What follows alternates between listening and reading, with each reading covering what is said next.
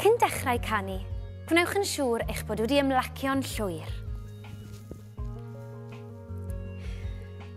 Ffeindiwch wagle a sefwch gyda'ch cefn yn syth.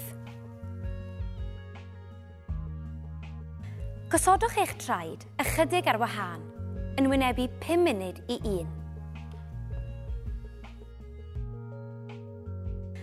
Croeswch eich bysedd a'i gosod o dan cawell yr esennau yn y canol.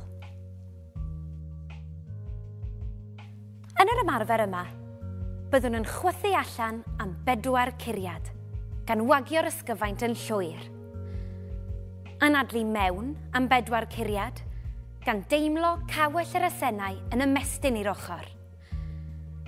Cyn chwythu allan, gan wneud sŵn shhh parhaol.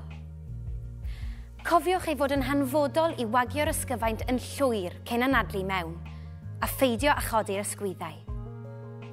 Barod? Anadlwch allan.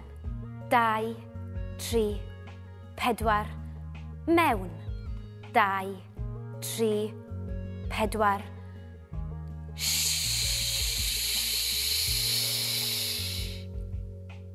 Anadlwch allan.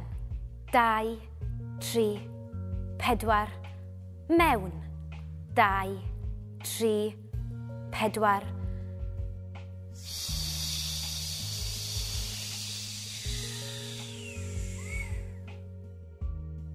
Ardderchog, ac ymlaciwch.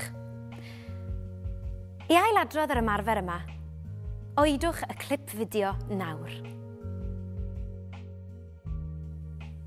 Gadewch i ni ailadrodd yr ymarfer yma, ond y tro hwn, wrth wneud y sŵn shhh, symudwch eich gwefusau o safle gwên i safle chwibanu.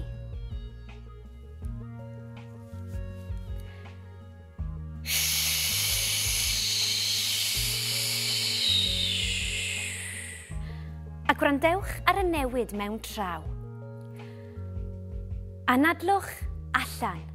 2, 3, 4. Mewn. 2, 3, 4.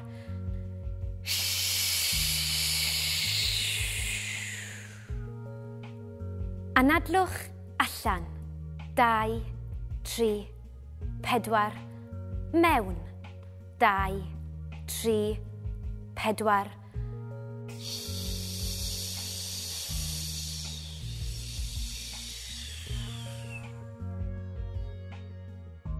Ardderchog, ac ymlaciwch.